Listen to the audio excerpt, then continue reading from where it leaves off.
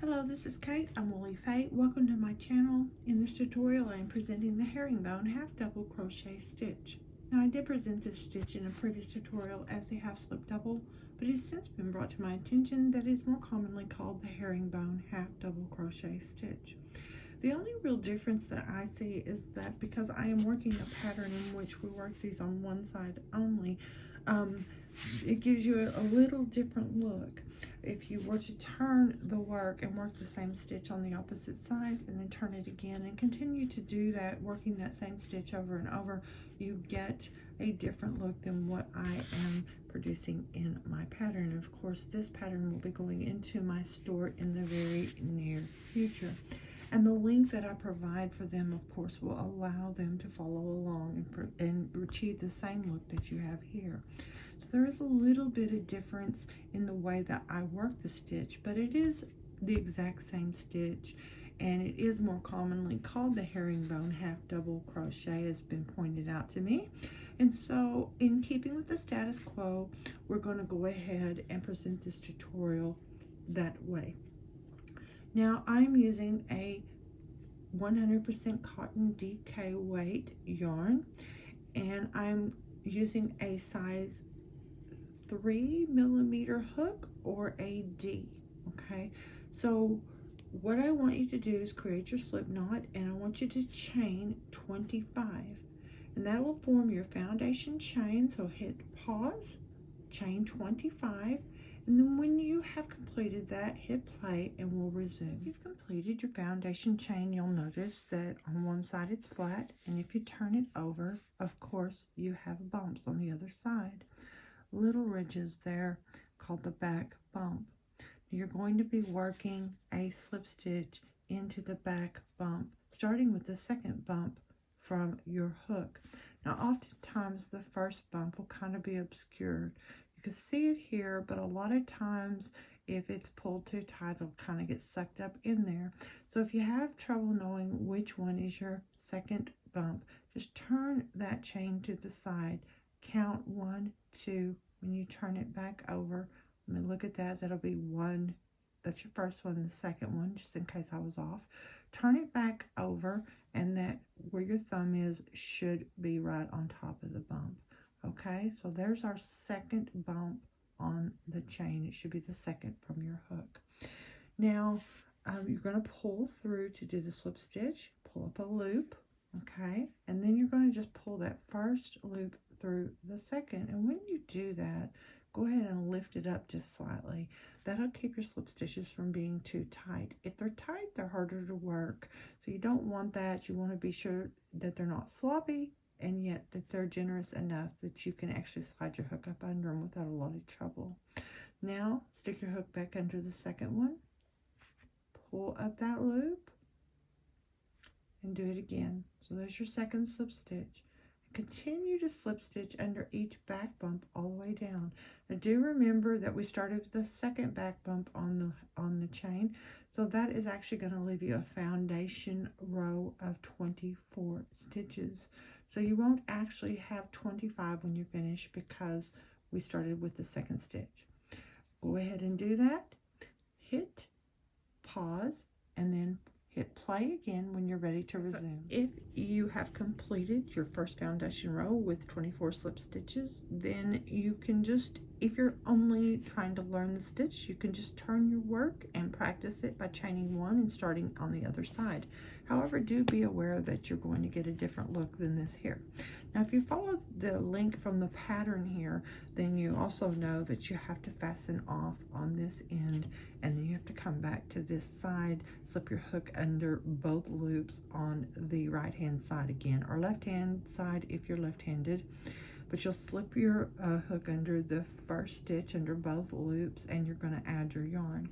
Now the pattern will have written instructions, but will also have a graph because part of the pattern is mosaic, and only certain sections of it are mosaic, but we consistently tie off on one end and start again on the other, and that's how we get this effect from this herringbone half double crochet stitch.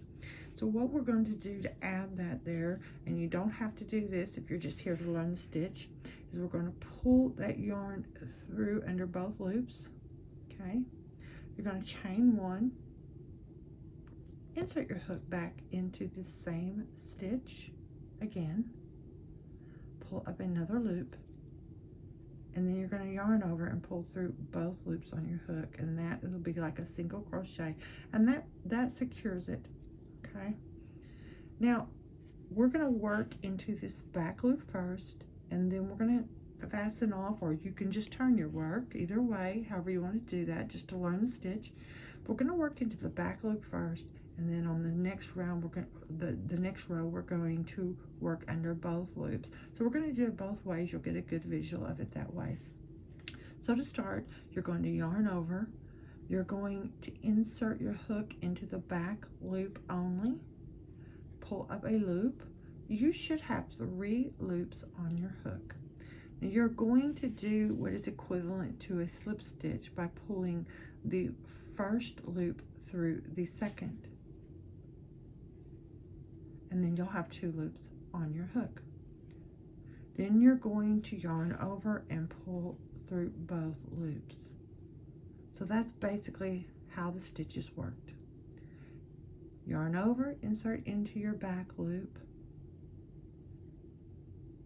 pull up a loop, pull the first loop through the second, yarn over and pull through both loops. Again, insert into the back loop, pull up a loop, that's 3 loops on the hook, pull the first loop through the second, yarn over, and pull through both loops.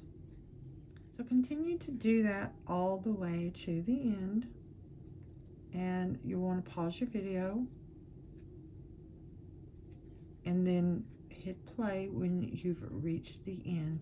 And we're going to fasten off and start back on the other side, but do remember that if you're just wanting to learn and the stitch and you don't want to have to fasten off and tie back in, obviously the stitch remains the same. It just look a little different. Okay, so I have come all the way to the end, 24 herringbone half double crochet stitches. And you can, again, just turn your work, chain 1, and continue again as you were.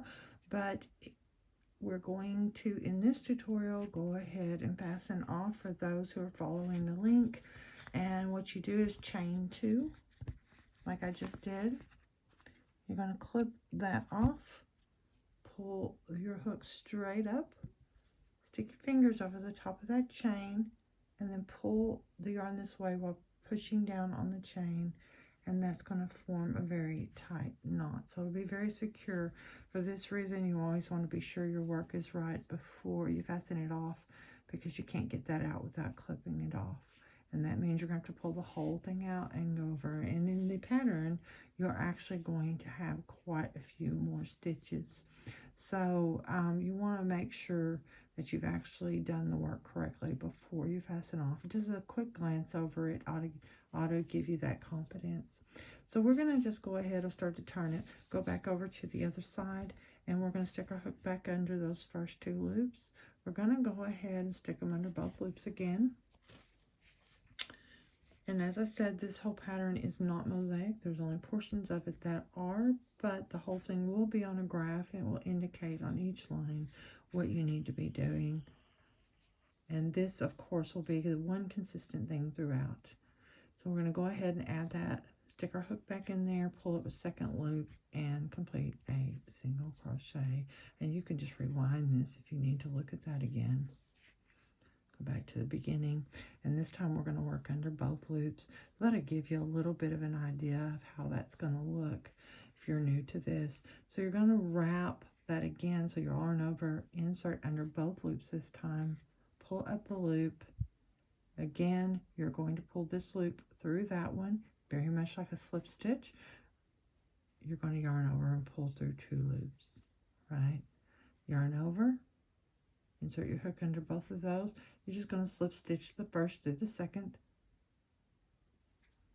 yarn over, and pull through both. I don't like the way that stitch looks, so we'll do it over, go, slip stitch the first through the second, yarn over, and pull through both. Go, and do it again. pull the first through the second like a slip stitch, yarn over and pull through both. Yarn over, insert under both loops, not hooks, and then slip stitch the first through the second, yarn over, pull through both. So go ahead and do that to the end, and then we'll just take a look at how that looks. That's how you do your herringbone half double crochet stitch.